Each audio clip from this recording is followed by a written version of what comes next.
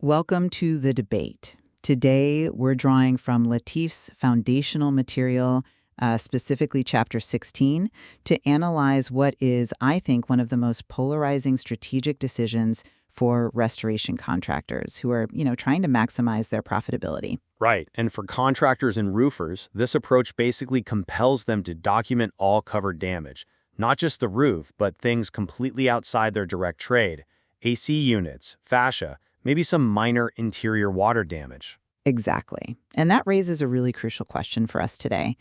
Does mandating the documentation of this comprehensive scope provide a real, sustainable financial benefit?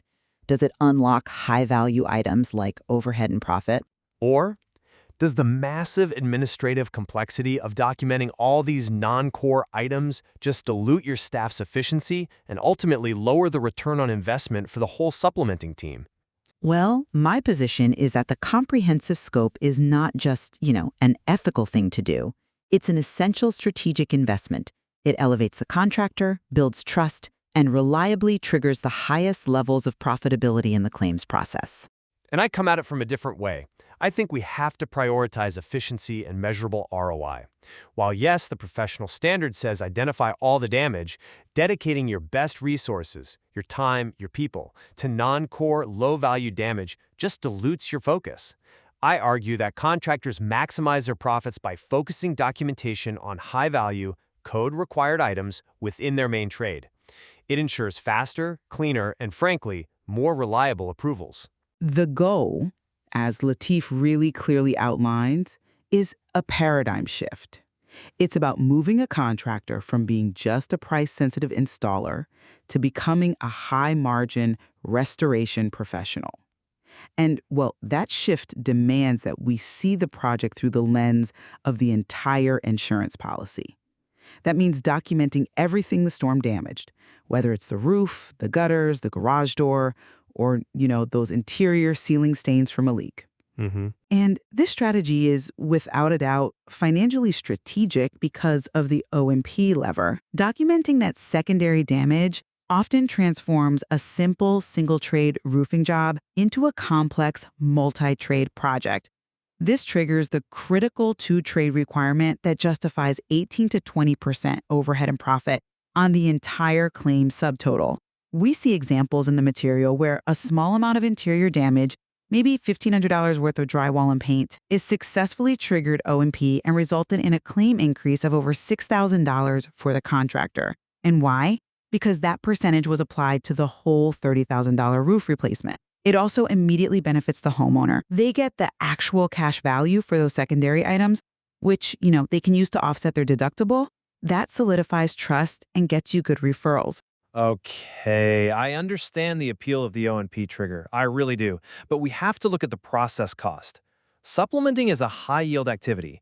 Chapter 4 reminds us that 45 minutes of good supplementing work can yield thousands in revenue. We have to protect that ROI rate. So if we dedicate that same 45 minutes to investigating and meticulously documenting secondary damage, like taking detailed photos of every single dented AC fan or measuring every section of damaged fascia, we are, by definition, diluting the time that's better spent on guaranteed high-value approvals within the core trade. But is it really a dilution if the payoff is bigger? I think it is, because focusing narrowly on items that are difficult for an adjuster to dispute, like a mandated second layer tear-off, documented code compliance charges, like IWS or drip edge, or custom bent metal fascia at, say, $9 to $12 a foot. That offers clearer, faster returns with substantially less complex justification. The complexity of documenting non-trade items, especially HVAC or interior claims, it requires specialized knowledge, and it just significantly raises the administrative burden. You need specialized photo logs, detailed narratives, time spent coordinating with adjusters who don't even handle roofing. That could potentially offset the very O&P percentage you're trying to gain. I see. My core argument against mandating the comprehensive scope is really just simple opportunity cost and complexity. You have to train your staff to not only find the damage outside their trade, but to meticulously document the cause. How did this hailstorm lead to this specific water penetration? How was this piece of the fence damaged by wind? Why tie up your valuable high-cost resources on proving causation for a $300 line item when the source material itself shows that the absolute highest ROI comes from objective, code-required items? Things like ice and water shield, IWS, mandated by IRC 905271. That's a non-negotiable code item that delivers clear profit without the administrative headache of a multi-trade O&P dispute. That's an interesting perspective, but I think focusing solely on item-by-item ROI, it blinds you to the leverage point of the claim system itself. The comprehensive scope is the highest ROI because it changes the nature of the financial outcome. Let's just make the math transparent. Imagine you have a $20,000 roof replacement. If you submit a hyper-efficient core trade-only supplement, you might succeed in adding, $2,000 in code items. Your total claim is $22,000. Fine. A guaranteed $22,000, yes. But let's follow the comprehensive scope. You include that small interior leak, say $500 worth of drywall and paint repair. This one action transforms the entire project into a complex multi-trade job. The subtotal is now $20,500. By legitimately triggering the multi-trade O&P requirement, let's call it 20%, that O&P is now applied to the full $20,500. That yields $4,100 in additional revenue. And crucially, that $4,100 is pure management fee profit. It's an investment of maybe, 2 hours of documentation time that unlocks over $4,000 in guaranteed O&P. Without that secondary damage, trying to argue for O&P on a pure roofing job is, it's a much, much tougher negotiation. I'm sorry, I'm just not convinced by that line of reasoning because you're gambling. You're gambling that 2 hours of documentation will successfully persuade a desk adjuster to approve the O&P. Let's be realistic about adjuster incentives. If I spend 2 hours documenting code compliance on custom metalwork, I get a clear, defensible line item with high inherent profit. When I spend 2 hours documenting an interior leak, I am asking the adjuster to apply a 20% multiplier on a $20,000 item based on the coordination required for a $500 item. But if the coordination is necessary, it's necessary. An adjuster is incentivized to scrutinize that percentage heavily. If the interior damage is minimal, a tiny spot of drywall, the adjuster might approve the $500 line item, but deny the 20% O&P on the whole claim, arguing minimal coordination or de minimis loss. They approve your $500, but you lose the $4,100 in O&P. In that scenario, your focus on the comprehensive scope resulted in a major net loss of time and ROI compared to focusing on $2,000 worth of guaranteed code items. Well, I think we have to shift the focus from the size of the secondary damage to the necessity of professional coordination. O&P is approved when coordination is necessitated, period. The contractor just has to prove the complexity. The problem isn't the trigger, it's usually just poor documentation.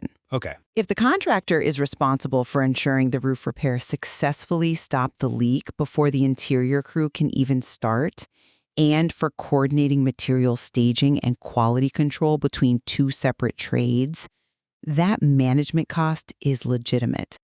To prove this, we have to leverage the crucial narrative section in Xactimate, the F9 notes, to tell the adjuster the story.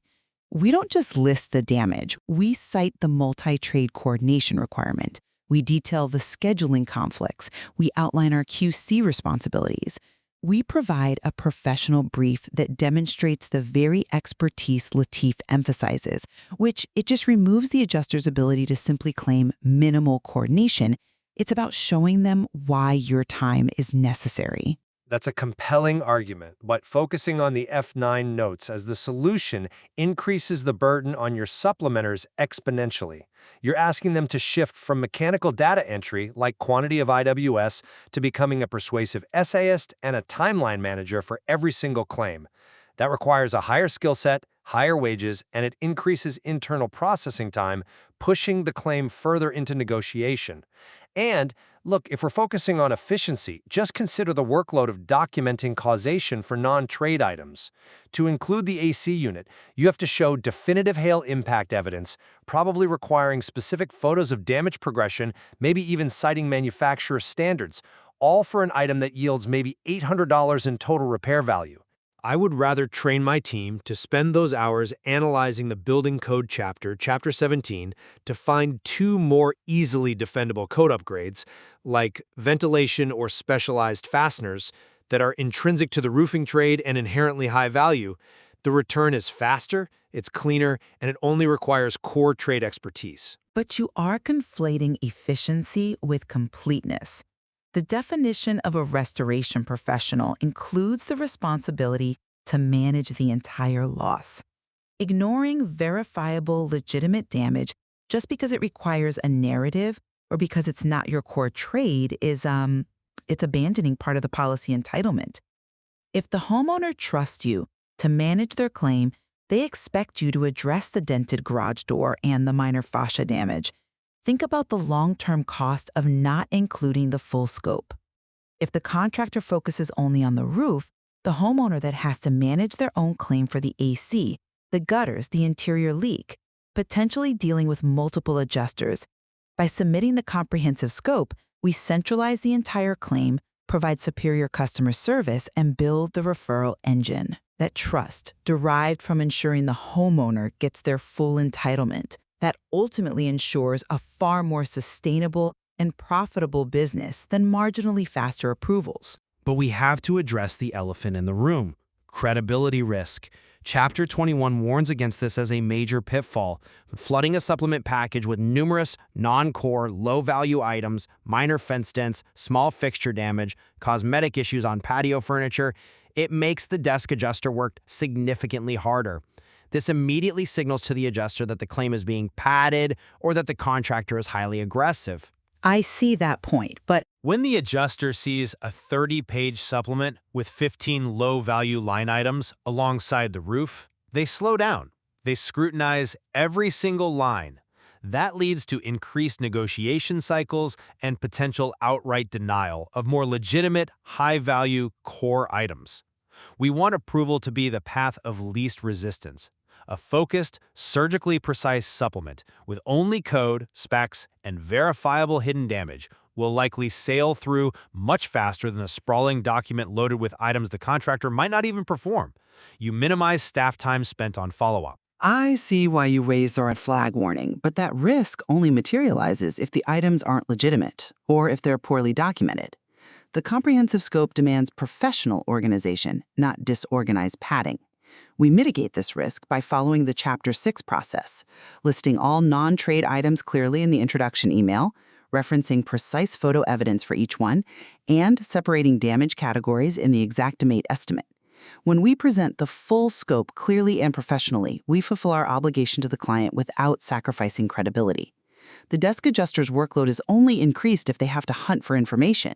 We streamline their process by presenting the full claim on a silver platter. We are not adding padding, we are ensuring the homeowner maximizes their claim entitlement.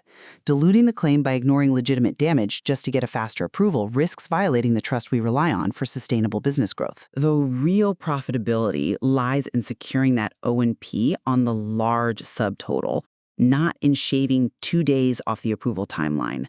Okay, but let's think about training and execution in the field.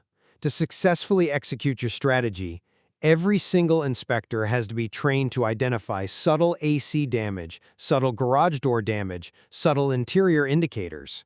That requires specialized tools, specialized training, and specialized time on site. The cost and complexity of training a vast field team to that level of multi-trade expertise is immense.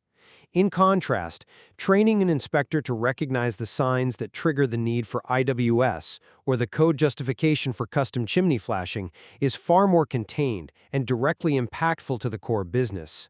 It yields highly reliable, repeatable profits. We have to prioritize training for the high-frequency, high-profit opportunities over the low-frequency, high-complexity triggers. I just disagree that the training is cost-prohibitive. We train inspectors to look for damage, period. The comprehensive scope simply professionalizes that inspection process. By ensuring the inspection captures everything, we solidify our position as the homeowner's central manager. The resulting O&P on the claim easily covers the minimal investment in broader field training, and the boost in client satisfaction ensures a stronger flow of leads. The comprehensive scope is the path to moving beyond high-volume, low-margin roofing toward high-margin restoration management. Ultimately, the comprehensive scope is, I believe, a required strategic investment. It builds profound homeowner trust by addressing the full extent of the loss. It leverages policy mechanics like the ACV-RCV distinction, and it's the most reliable way to unlock the highest profits by legitimately justifying the overhead and profit required for professional multi-trade management. It is the key differentiator between an installer and a restoration professional. And I'd argue that while the ethical mandate is clear, practical application dictates efficiency and workflow protection. Contractors achieve maximum sustainable returns and minimize administrative churn by meticulously focusing their energy and documentation on high-value line items within their core trade codes, specifications, labor complexities. That's where the documentation is objective, ensures reliable and fast approval rates, and yields a higher, more consistent ROI for every hour of your supplementer's time. Well, both of these perspectives really highlight the immense financial power available to contractors who apply the principles in Latif's material, specifically thorough documentation, precision in Xactimate, and a sophisticated understanding of policy and code requirements. Indeed. The difference really just lies in where you choose to invest your professional time, but the requirement for airtight evidence remains absolute. Join us next time as we dive deeper into the material, moving beyond the comprehensive scope to explore the legal and technical ammunition provided by building codes and manufacturer requirements in Chapter 17.